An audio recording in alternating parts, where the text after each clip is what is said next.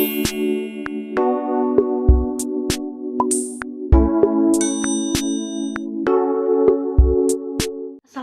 warahmatullahi wabarakatuh. Halo teman-teman semuanya.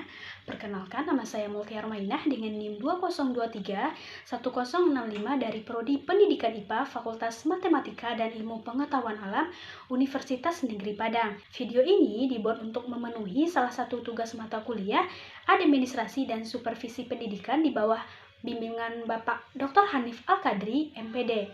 Pada video kali ini, saya akan mempresentasikan hasil analisis video yang berkaitan dengan administrasi peserta didik. Pengertian administrasi peserta didik.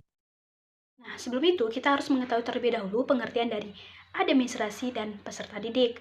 Administrasi merupakan suatu proses pengelolaan dalam suatu organisasi untuk mencapai tujuan dari organisasi tersebut. Sedangkan peserta didik dalam KBBI merupakan anak atau siswa yang sedang berguru.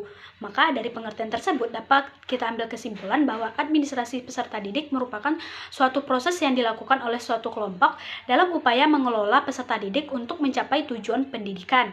Nah, administrasi peserta didik ini juga merupakan proses pengurusan serta layanan dalam hal-hal yang berkaitan dengan murid di suatu sekolah, mulai dari perencanaan penerimaan murid baru, pembinaan selama murid berada di sekolah, sampai dengan murid menamatkan pendidikan.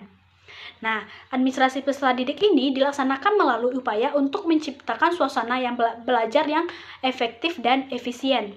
Nah, selanjutnya dari pengertian dan konsep administrasi peserta didik tersebut, ada beberapa pendapat ahli mengenai pengertian dari peserta didik.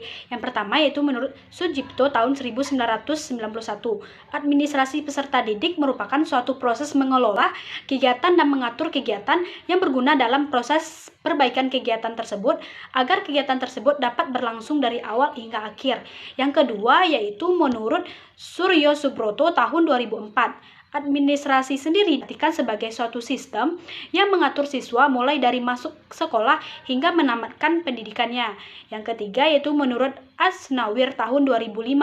Administrasi peserta didik adalah administrasi yang digunakan dalam mengelola sistem pendidikan dan sebagai pengatur dokumen-dokumen peserta didik. Proses administrasi peserta didik. Nah, selanjutnya setelah kita mengetahui pengertian dari administrasi peserta didik, selanjutnya kita akan membahas tentang proses administrasi peserta didik.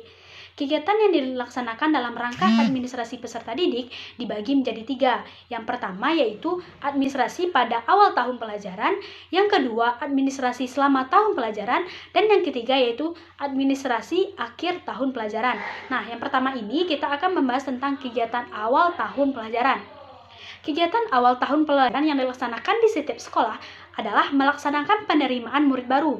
Penerimaan murid baru adalah suatu proses seleksi dan pencatatan murid yang memasuki sekolah tertentu setelah memenuhi persyaratan-persyaratan yang telah ditentukan oleh sekolah. Ada beberapa kegiatan yang dilaksanakan dalam penetapan murid baru. Yang pertama yaitu penetapan daya tampung, yang kedua yaitu penetapan syarat-syarat murid baru, dan yang ketiga yaitu pembentukan panitia atau petugas dalam penerimaan murid baru. Selanjutnya yaitu selama tahun pelajaran. Setelah murid tersebut diterima, langkah selanjutnya adalah membina murid tersebut agar berkembang sesuai dengan kemampuannya. Pembinaan murid ini dilakukan agar murid mengenal lingkungan tempat mereka belajar. Hal ini bertujuan untuk menyesuaikan diri dengan tuntutan yang ada di sekolah. Dengan pemahaman tersebut, murid dapat menciptakan suasana yang lebih tertib sehingga mereka lebih fokus terhadap tugas-tugas yang diberikan dibandingkan dengan tugas-tugas pribadinya. Nah, ada beberapa hal yang harus dilakukan dalam rangka pembinaan murid ini. Yang pertama yaitu orientasi untuk murid baru. Hal ini meliputi perkenalan, penjelasan tata tertib, serta penjelasan tentang fasilitas yang ada di sekolah. Nah, yang selanjutnya yaitu peraturan kehadiran murid. Alat-alat yang digunakan seperti buku absensi harian murid, yang kedua yaitu papan absensi harian murid, yang ketiga yaitu buku rekapitulasi harian murid, dan yang keempat yaitu papan rekapitulasi absensi harian murid, dan yang ketiga yaitu promosi dan mutasi murid. Hal ini meliputi prinsip-prinsip promosi, yang kedua yaitu mutasi, dan yang ketiga yaitu prosedur mutasi. Selanjutnya yang keempat yaitu tata tertib sekolah. Selanjutnya yang kelima yaitu ganjaran dan hukuman. Ganjaran adalah imbalan yang menyenangkan yang diterima oleh murid karena prestasinya dalam mengerjakan sesuatu.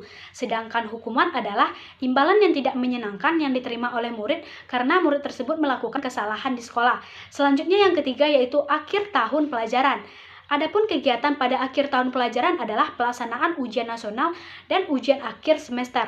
Administrasi yang dilakukan yang berhubungan dengan kegiatan tersebut di antaranya yaitu yang pertama pelaksanaan ujian nasional, yang kedua kenaikan kelas, dan yang ketiga yaitu instrumen administrasi peserta didik.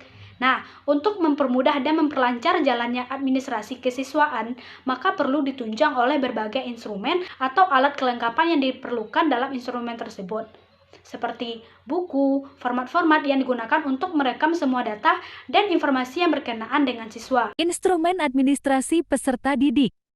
Nah, selanjutnya untuk materi yang ketiga yaitu kita akan membahas tentang instrumen administrasi peserta didik.